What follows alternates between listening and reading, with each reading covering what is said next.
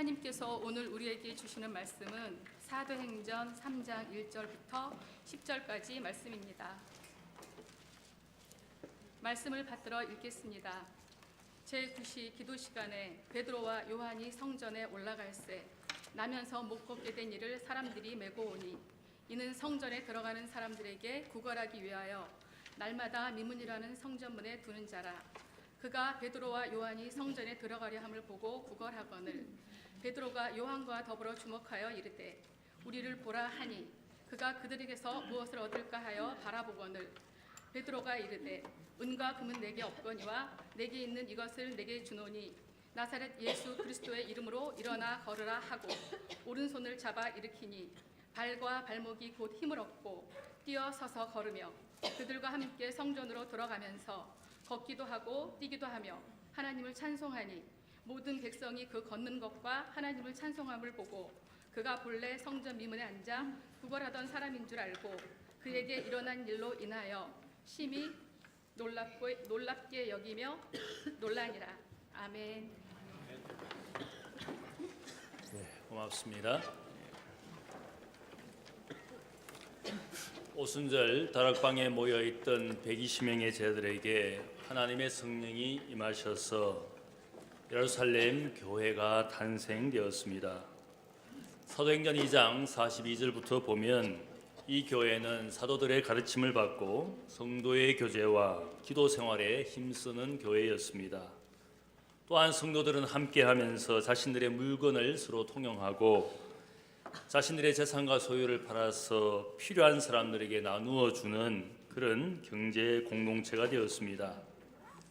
또한 날마다 마음을 같이하면서 성전에서나 집에서나 기쁨과 찬양의 삶을 사는 사람들이었다고 기록하고 있습니다. 그리고 오늘 본문 사도행전 3장을 보면 이 교회의 지도자인 사도 베드로와 요한이 성전에 기도하기 위해서 올라가다가 한 사람을 만납니다. 성전 미문 앞 이방인의 뜰이라고 알려진 그곳에 한 지체장인 거지를 만나는 이야기입니다. 이 사람과의 만남 그리고 그에게 일어난 이야기를 통해서 교회를 향한 하나님의 메시지가 분명히 여기에 있습니다. 어떤 메시지가 있는지를 살펴보기를 원합니다. 첫 번째는 교회의 일상적인 삶에 기도는 필수라는 겁니다.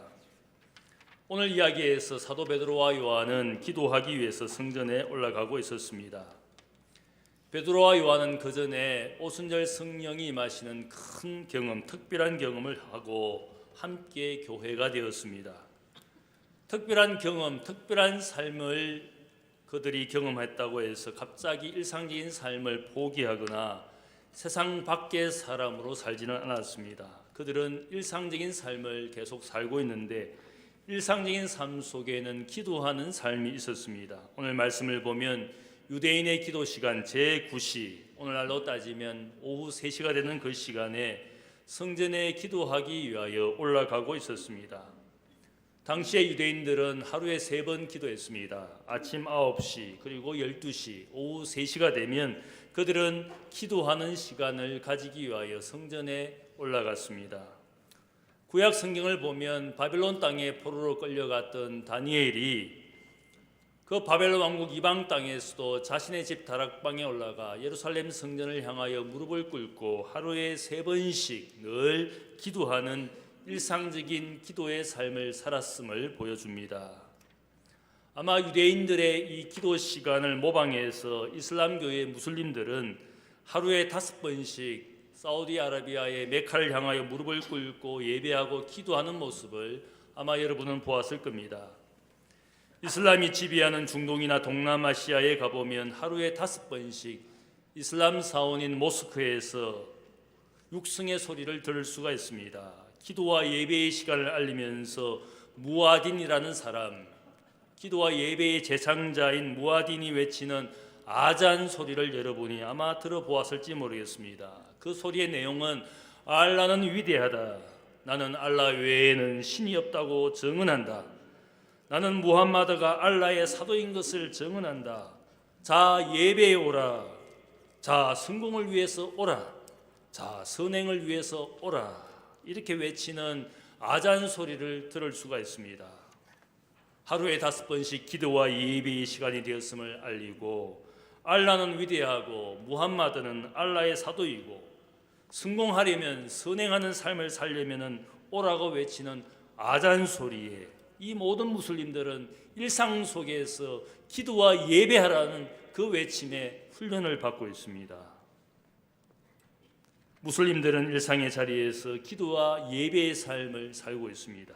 이것이 바로 이슬람교의 무서운 점입니다. 모든 사람들이 일상에서 기도하고 예배하는 삶을 살고 있는 겁니다. 이러한 무슬림들 앞에서 서양 기독교, 국교라고 기독교를 정한 그들이 맥없이 쓰러지고 있는 모습을 보지 않습니까? 기도를 거친 교회, 기도하지 않은 그리스도인들은 영적 패배자로 오늘 유럽이 십자가는 내려지고 초승달이 그 위에 붙는, 그것은 기도와 예배의 삶을 잃어버린 교회의 모습입니다. 기도 생활은 결코 특별한 생활이 아니라 일상적인 생활의 한 부분이었습니다. 기도 시간은 어떤 사람들이 하는 특별한 시간이 아니라 초기 기독교인들에게는 일상적인 시간에 불과했습니다. 기도 없이는 성령의 역사를 결코 체험하지 못했고, 기도 없이는 교회가 존재하지 못했기 때문에 기도는 그들의 일상의 삶의 필수였습니다. 기도가 그만큼 중요하기 때문에 베드로와 요한은 성전에 기도하기 위하여 올라가고 있었습니다. 미국의 한 시골 작은 도시에 있었던 이야기입니다. 평범하고 작은 이 도시는 주로 사람들이 농사와 목축에 종사하는 사람들이었기 때문에 그 도시 자체는 무미건조한 도시였습니다.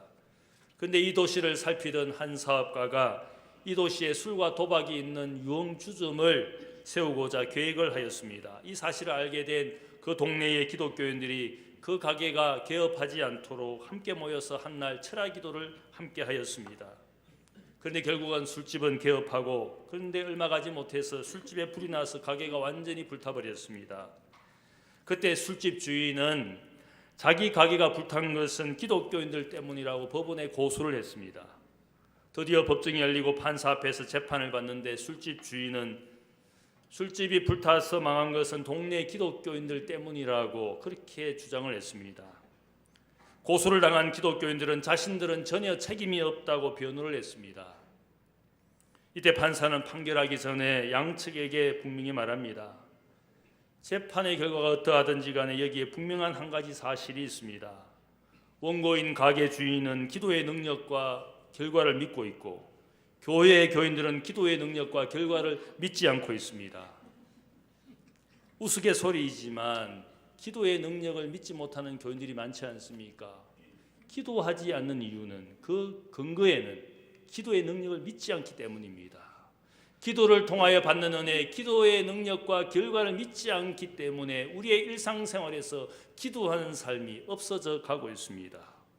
그렇지 않습니까? 내가 기도하면 하나님이 들으시고 내가 구하고 기도하는 대로 어떤 응답을 주실 것이라는 분명한 믿음이 없어지기 때문에 우리의 일상에서 기도 생활이 존재하지 않는 그런 그리스도인들이 많이 있지 않습니까? 다니엘은 바벨론 왕국에서 고난 가운데서 결국은 그의 지혜 때문에 바벨론 왕국의 총리가 되었습니다. 높은 지위와 영광을 누리면서도 그가 포기하지 않는 삶은 기도하는 삶이었습니다. 날마다 자신의 다락방에 올라가 고국 땅 예루살렘 성전을 향하여 무릎을 꿇고 하루에 3번씩 기도했습니다. 그를 시기하고 질투하는 바벨론의 신하들이 그가 늘 기도한다라는 사실을 잘 알고 있었기 때문에 그것을 꼬투리로 잡아서 그를 모함하는 이야기가 나오고 있습니다. 일상의 기도, 그것을 포기하지 않는 다니엘이었습니다. 사도 베드로와 요한은 오순절 성령의 역사를 경험하여 예루살렘 교회의 존경받는 지도자가 되었지만 그들은 늘 기도하는 일상의 삶을 살았습니다. 사도행전 10장을 보면 베드로는 전도자로서 저 지중해 해안에 있는 욥바에 내려가서 거기에 한 크리스찬 형제의 집 시몬의 집에 가서 거기에 나그네로 머물러 있으면서도 그는 늘 기도하는 삶을 포기하지 않았습니다. 그 시몬의 집 옥상에 올라가서 하나님께 기도했습니다. 하나님께 일상의 기도를 드릴 때 하나님께서 그에게 환상을 보여주고 저 이방인 고넬료의 가정에 가도록 그를 부르시는 하나님의 역사를 기도 생활 가운데 체험했습니다. 이방 선교의 첫 장을 여는 역사가 그의 일상적인 기도 가운데 하나님이 보여주신 겁니다. 베드로를 초청하라는 하나님의 메시지를 듣게 된 것도 바로 이 이방인 고넬료, 그가 하나님 앞에 기도하는 순간에 천사가 나타나서 저 사도 베드로를 그의 가정에 초청하라는 메시지를 들은 것도 일상의 기도를 드리는 하나님을 경외하는 이방인 백부장 고넬료가 기도하는 중에 그 메시지를 들을 수가 있습니다. 이번에 우리가 성지순례에 가서 첫 번째로 간 장소가 바로 욥바였고 가이사라였습니다.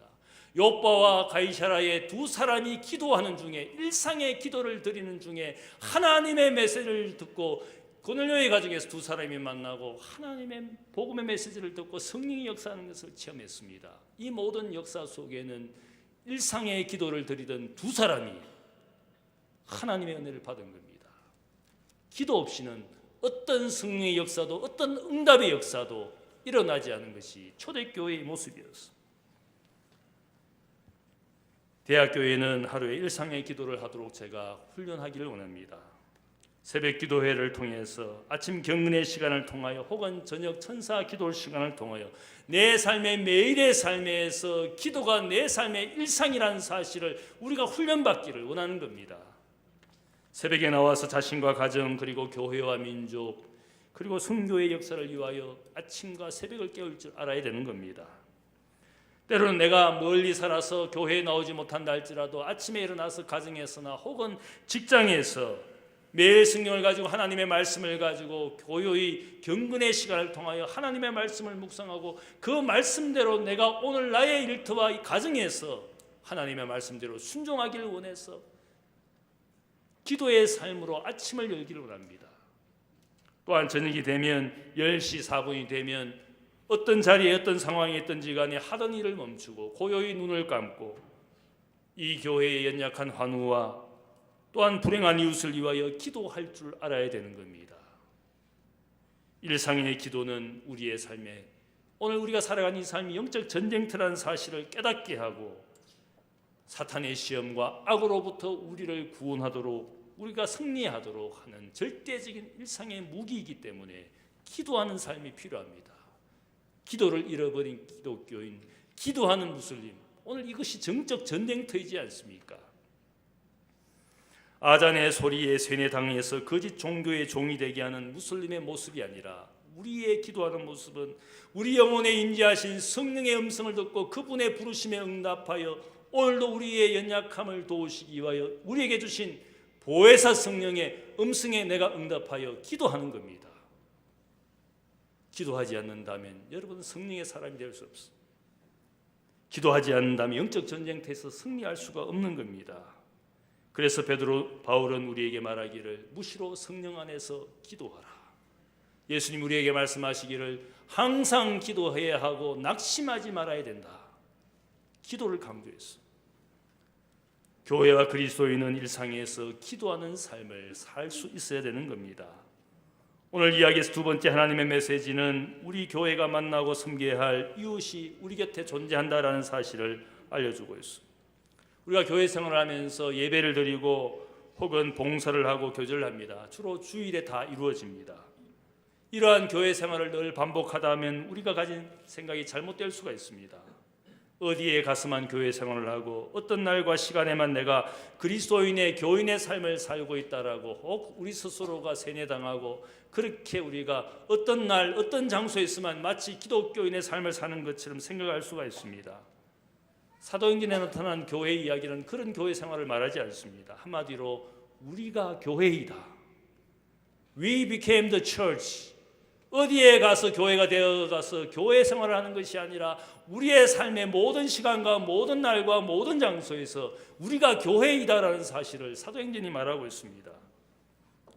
그리스도인들은 말씀과 기도 생활을 어디에서나 하고 어떤 장소에서나 그들은 사귐과 봉사의 삶을 살았습니다. 그래서 거기에 보면 장소의 구별이 없습니다.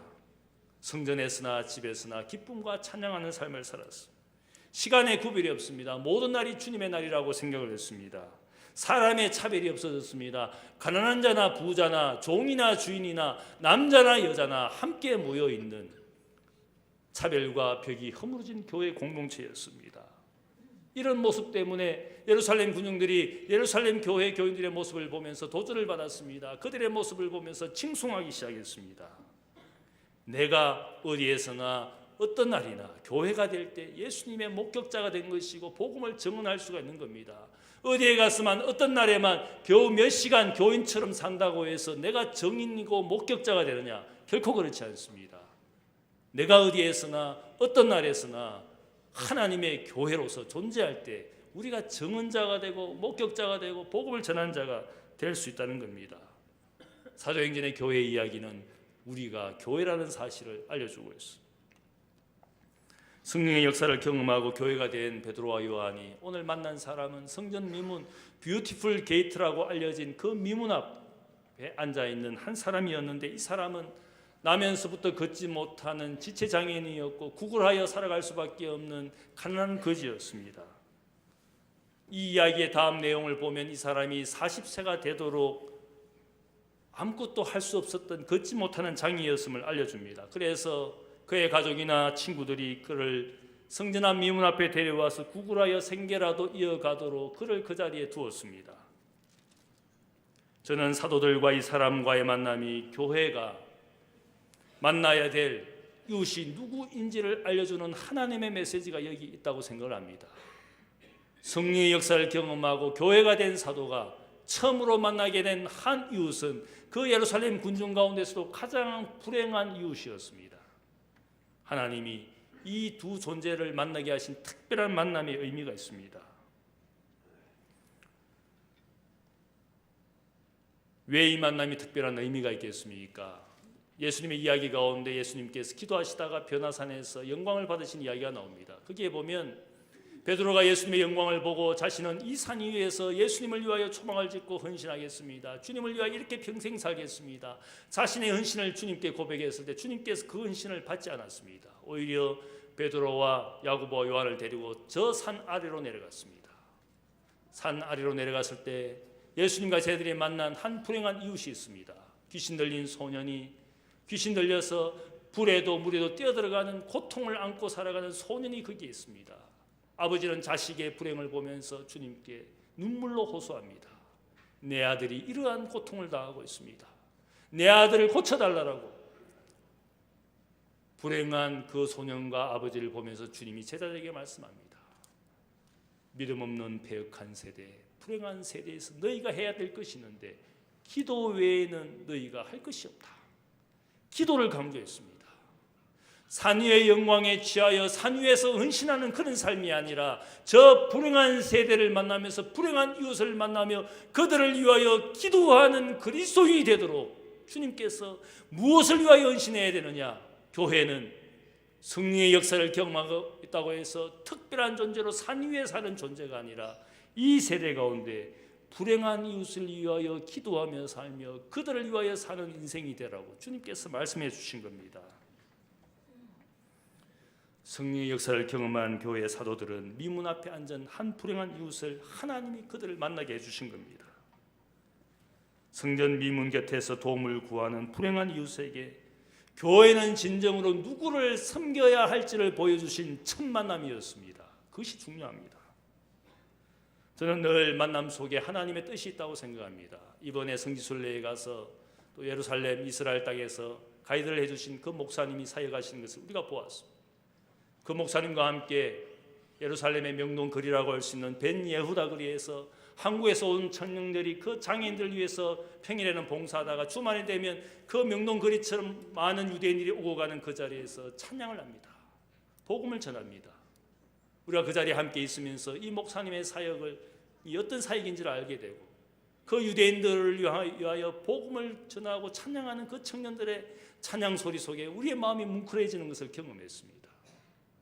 예루살렘의 그 목사님을 만나게 된 것, 또 요르단에 가서 선교사님의 그 가이드를 하시면서 그분이 시리아 난민을 위해서 선교하시는 그 목사님을 또한 만나게 된 것, 이 모든 만남에는 저는 하나님의 섭리가 있다고 생각합니다. 우리의 만남엔 늘 섭리가 있습니다. 이 교회, 대학교에서 교회 함께 성도로 섬기는 것도 그 만남에는 우리의 교제는 하나님의 뜻이 있다고 생각합니다. 우연이 아니라 하나님이 한 교회 성도로 불러주신 것이지 않겠습니까? 하나님의 섭리와 필연의 이유를 우리가 귀하게 여긴다면 우리가 함부로 교회를 대하거나 함부로 교회를 떠나거나 함부로 성도를 미워하는 일들이 결코 있어서는 안 됩니다. 하나님께서 여러분을 만나게 해주신 겁니다. 그런 점에서 오늘 여기에도 하나님의 뜻이 있었어요. 누가복음 10장을 보면 선한 사마리아인의 비유가 나옵니다. 한 율법 선생이 내가 섬겨야 될, 내가 사랑해야 될 이웃이 누구입니까? 이 질문했을 때 예수님께서 유명한 선한 사마리아인의 비유를 합니다. 한 사람이 예루살렘에서 이륙으로 내려가다가 강도를 만나서 불행당하고 길거리에 버려졌습니다. 이 사람을 세 사람이 특별히 만나게 됩니다. 아마 이 사람을 위하여 제사를 지냈던 제사장이 여리고로 내려가다가 그 사람을 보았습니다. 하나님의 사람, 뇌의 사람 또한 그 사람을 보았습니다. 또한 이웃으로 여기지지 않는 멸시당하던 사마리아 사람이 그를 보게 되었습니다. 강도 만나 불행당한 이웃과 세 사람의 만남이 거기에 있습니다. 여기에 보면 특별한 단어가 한 가지 나옵니다. 말씀을 보면 마침 제사장이 그 길로 내려가다가 불행당한 사람을 보게 되었다.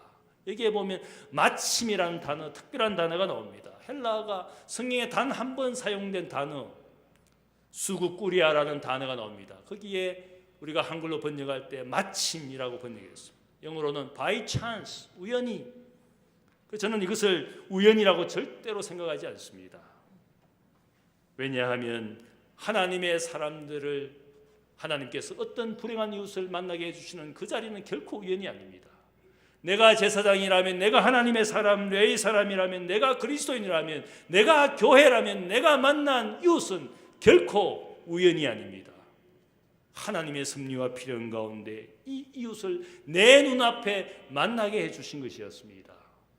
기도하러 가다가 성령의 역사를 체험하고 교회가 된 두 사도가 성전 미문 앞에서 무엇을 구하는 이 거지를 보았을 때 그 만남 속에는 하나님의 필연이 있었습니다.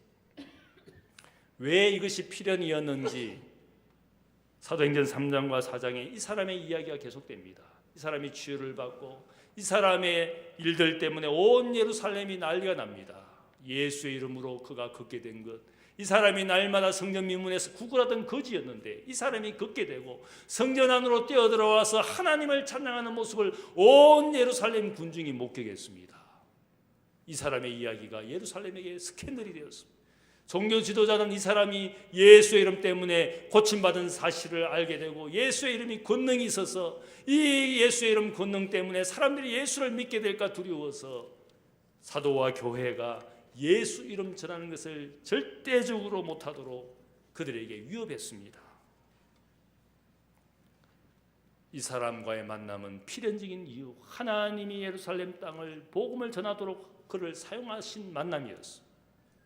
요한복음 9장에 보면 남에서 맹인된 사람, 그의 불행을 보고 제자가 주님에게 묻습니다. 이 사람이 나면서 보지 못하는 불행은 누구의 죄 때문입니까? 그의 죄 때문입니까? 부모의 죄 때문입니까? 우리가 불행을 안고 살아갈 때 이 불행의 이유가 어디에 있는지 우리 자신도 스스로 물어보지 않습니까? 내 부모 때문에, 내 불우한 가정 때문에 내가 이렇게 불행하게 되었다. 심지어는 자신의 불행을 전생을 통해서 찾아보려는 사람들이 있지 않습니까? 예수님이 어떻게 말씀합니까? 이 사람이 불행하게 된 것은 그의 죄도 아니고 부모의 죄도 아니고 이 사람을 통하여 미래에 하나님의 영광을 드러내고자 하심이라. 그의 불행의 이유를 과거에서 찾지 않고 이 사람을 통하여 하나님이 하실 일을 찾고자 하는 것이 예수님의 메시지였습니다. 40년 세월을 나면서 걷지 못하는 이 지체장애인, 구걸하며 살아가는 가난한 거지가 교회를 만나게 된 그 만남에는 하나님의 필연적인 이유가 있었던 겁니다. 이 사람을 통하여 예루살렘에 복음의 폭탄이 떨어지도록 하나님이 그를 만나게 해주신 겁니다. 마찬가지로 우리가 하나님의 뜻 가운데서 누군가를 만나고 교회를 이루고 가정을 이루고 아버지가 되고 어머니가 되고 자녀가 되고 형제와 이웃이 된 것은 저는 늘 하나님의 필연적인 이유가 있다고 생각합니다. 이 만남을 우리가 귀하게 여기지 않는다면 나는 내 마음대로 살아갑니다. 세상이 우연히 생긴 것이고 내 인생도 우연히 세상에 던져진 것이라고 생각하는 그 인생은 무신론자가 되어서 끝없는 인생의 의심과 회의를 가지고 인생을 마치지 않습니까? 철학이 말하고 무신론이 말하고 진화론이 말하는 것이 무엇입니까? 내 인생과 세상이 우연의 세상에 던져졌다. 그런 세계관을 가지고 사는 인생들과 내 인생의 이유는 하나님의 뜻 가운데 여기에 내가 존재하는 것이다라고 믿는 그 순간부터 인생의 삶을 다르게 살 수가 있는 겁니다. 교회는 언제나 불행당한 사람의 이웃이 되어줘야 한다라는 사실들을 분명히 여기에 말씀하고 있습니다. 세 번째로 오늘 이 이야기의 하나님의 메시지는 교회는 언제나 주님을 증언해야 된다라는 사실입니다. 남에서 걷지 못한 사람이 베드로와 요한에게 구걸했을 때 오늘 말씀을 보니까 베드로와 요한은 특별히 그를 주목하였다. 아테니조라는 이 말, 그를 의도적으로 바라보다, 눈을 고정하여 그를 바라보다라는 뜻입니다. 아마 이 사람의 불행을 긍휼히 여기고 그가 구걸하는 모습을 안타깝게 바라보게 된 사도들이었습니다. 그가 진정으로 그의 인생에 필요한 것이 무엇인지를 그들이 알고 바라보고 있다라는 뜻입니다. 선천적으로 지체장애인으로 사는 것도 그의 불행이었지만 사실은 그의 영적 불행이 있었습니다. 유대인이라면 누구나 들어갈 수 있는 성소에 그는 유대인이지만 들어갈 수가 없었습니다. 왜냐하면 육체의 장애를 안고 있어서 부정한 사람으로 여겨졌기 때문에 아무도 그가 성전에 들어오는 것을 용납하지 않습니다. 율법과 종교가 그를 금하고 있기 때문에 그는 육체의 불행뿐만 아니라 율법과 종교가 그에게 굴레 씌운 그 불행을 안고 살아가는 사람이었습니다. 성전이 하나님의 성전이 위로와 소망의 장소이지만 그에게는 해당되지 않았습니다. 유대 사회와 사람들이 그를 거부하는 그는 그 사회의 아웃캐스트, 아웃사이더였습니다. 그의 불행과 고통을 교회가 주목했습니다. 무엇을 얻을까 하여 바라보는 그를 향하여 오늘 말씀을 보니까 사도 베드로가 그를 향하여 외칩니다. 은과 금은 내게 없거니와 내게 있는 이것을 너희에게 주노 너희에게 주노니 나사렛 예수 그리스도의 이름으로 일어나 걸어가라. 그를 향한 베드로의 선포처럼 들리는 말일지 모르겠지만 저는 여기에서 베드로의 자기 신앙 고백이 있다고 생각합니다. 왜냐하면 은과 금이 지배하던 베드로의 과거의 인생이었어요. 은과 금이 지배하는 인생이 어떤 인생입니까? 물질이 우선이고 성공이 우선이고 자기가 주인 되어서 자기 뜻대로 살아가는 은과 금이 지배하는 인생. 오늘 수많은 사람들이 황금 만능주의에 살지 않습니까? 물질적인 성공에 사람들이 환호하지 않습니까? 온 세상이 은과 금이 지배하는 세속사회입니다. 은과 금은 내게 없다라는 말은 이제는 은과 금이 나를 지배하는 인생이 아니라 나에게 있는 이것을 너에게 주노니 나에게 있는 이것이 무엇을 의미합니까? 내 인생에 예수가 주인 되었다. 그분의 이름이 내 인생의 모든 것이다. 그런 뜻이지 않겠습니까? 이제는 인간의 영광과 명예를 구하는 삶이 아니라 내 인생의 전부는 예수 그리스도, 내게 있는 전부 그 이름으로 예수의 이름으로 명하노니 너는 일어나 걸어가라. 이것은 선포이기도 하지만 베드로의 신앙 고백이었습니다. 예수님을 증언했던 세례 요한은 그의 입술을 통하여 뭐라고 말합니까? 나는 그분의 신들매 풀기도 감당치 못할 인생이고 그분은 흥하고 나는 망하여야 한다. 그분이 그의 주인이었습니다. 그분이 흥하시고 나는 망하여야 한다. 주흥아세. 저는 이 말을 참 좋아합니다. 제 인생의 모토가 주흥아세. 내가 그리스도인을 그분이 주인 되시게, 그분이 주인이시게, 그분이 흥하고 그분이 영광 받으시는 삶을 살도록 내가 목사가 되고 내가 그리스도인 되었으니까 그분이 흥하고 나는 망하여야 되고 나는 부인해야 될 인생이라는 사실을 저는 이것을 세례 요한의 고백이 오늘 모든 그리스도인의 고백이 되어야 된다고 생각합니다. 바울은 어떻게 고백합니까? 그의 인생도 예수를 몰랐던 그 인생은 율법이 최고였고 자신의 앞날이 자신의 뜻대로 만들어가는 그 성공이 최선이었던 인생이었지만 주님 만나서 어떻게 변합니까? 갈라디아서 2장 20절에 보면 그의 고백이 있습니다. 내가 그리스도와 함께 십자가에 못 박혔나니 그런즉 이제는 내가 산 것이 아니요 오직 내 안에 그리스도께서 사시는 것이라. 내가 그리스도와 함께 십자가에 못 박혔나니 그런 적이 이제 내가 산 것 아니요 오직 내 안에 예수께서 사신 것이라. 그의 삶의 주인 되신 예수를 그가 일평생 자랑했습니다. 베드로는 내게 있는 예수 그리스도의 이름으로, 내게 있는 이것으로 내가 너에게 준다라고 말했습니다. 자신의 인생 전부인 그분의 이름으로 치유를 선포했을 때 놀라운 일이 일어났습니다. 예수의 이름으로 그의 오른손을 붙잡고 일으켰을 때 그 사람의 발과 발목에 힘을 얻고 이 사람이 일어서고 걸어가고 뛰어가기 시작했습니다.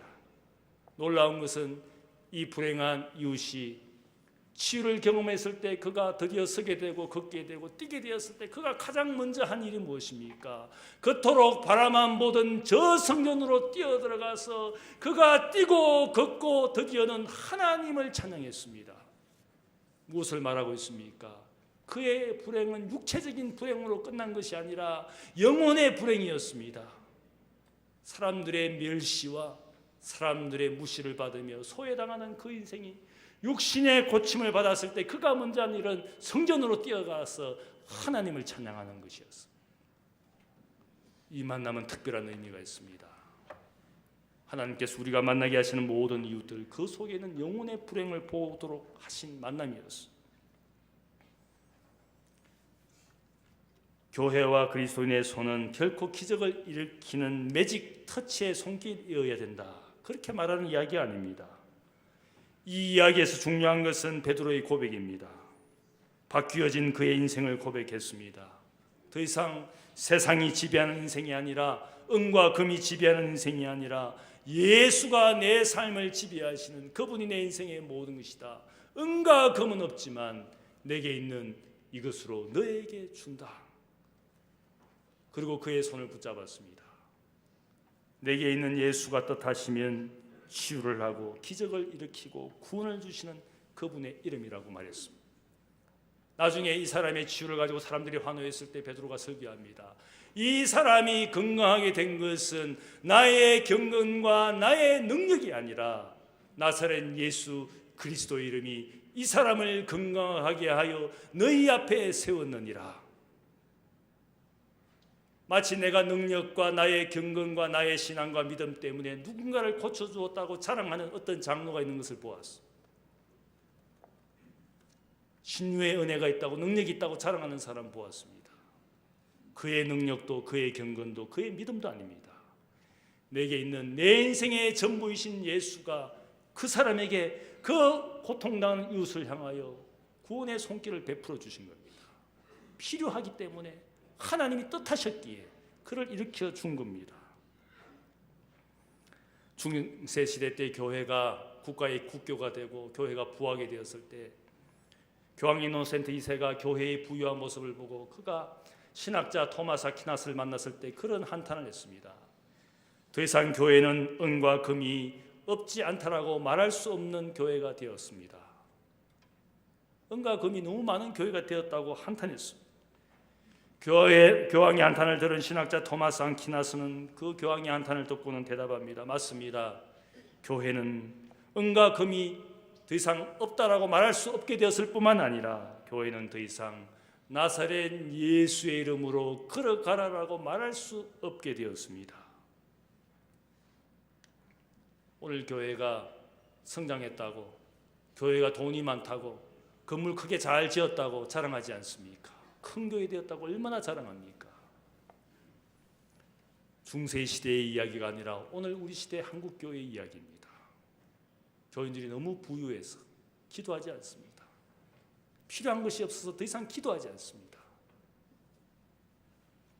기도를 잃어버리고 말씀 생활을 잊어버리고 영적으로 죽어 있는 교회들이 얼마나 많습니까? 예수가 머리 되지 못하고 목사가 머리 되고 장로가 머리 되어서 싸움박질하는 교회가 얼마나 많습니까? 예수가 주인 되지 못하고 여전히 세상과 은과 금이 주인 되어 살아가는 교인들이 헌신과 희생을 하지 않습니다. 사람들에게 전혀 소망이 되지 못하고 똑같은 세속 사람, 세속 교회가 되어간 것이 우리의 모습입니다. 기도하는 교회, 이웃을 주목하고 이웃을 섬기는 교회, 예수가 주인 되신 참된 그리스도인들, 그들이 선한 일을 할 때 선한 능력이 그들을 통하여 나타나는 겁니다. 오늘 여전도의 헌신 예배를 드리고 있습니다. 대학교에 속한 모든 전도회가, 그 전도회가 가진 이름이 무엇입니까? 단순히 친교하고 교제하기 위해서 전도회를 만든 것이 아닙니다. 복음이라는 이 위대한 사명, 이웃을 섬기라는 위대한 사명을 위하여 남전도회, 여전도회라는 이름을 가지고 있습니다. 문화 행사하기 위해서 만든 모임이 아니라, 소셜 클럽이 되기 위해서 만든 모임이 아니라, 하나님이 우리를 통하여 불행한 이웃을 보게 하시고 그들에게 복음을 전하도록 미션 소사이어티라는 이름을 우리가 가진 겁니다. 그리스도인 기도와 말씀을 통하여 승리의 역사를 경험하고, 내가 이웃을 섬길 때 주님의 이름이 주시는 선한 능력이 우리 가운데 나타나는 겁니다. 그래서 치유가 일어나고 사람이 바뀌어지고 구원의 역사를 경험하는 겁니다. 그런 대학교회와 그런 여전도회가 되시기를 주님의 이름으로 축복합니다. 기도하겠습니다. 사랑의 아버지 하나님, 감사합니다. 내 인생의 주인 되심을 감사합니다. 이 교회의 머리 되심을 감사합니다. 내가 가진 모든 것 주님입니다. 더 이상 세상 성공과 세상 물질을 구하는 인생이 아니라 주님을 구하며 주님을 사랑하며 주님이 나를 통하여 일하신 대로 내 인생을 맡기고자 합니다. 그러나 우리의 믿음 연약함을 불쌍히 여겨 주시옵소서. 여전히 기도를 잊어버리고 말씀 생활을 잊어버리고 살아가는 아버지 하나님, 무늬만 있는 기독교인으로 살지 않습니까? 하나님 아버지, 나를 깨우치고 하나님 앞에 기도함으로 우리의 이웃 누구를 섬겨야 할지를 보는 눈이 되기를 원합니다. 하나님의 말씀을 듣는 귀가 되게 하시고 성령이 오늘 교회들에게 하시는 말씀을 들어 순종의 삶을 살아가는 하나님의 사람들 되게 하여 주옵소서. 감사하며 예수님의 이름으로 기도하옵나이다. 아멘.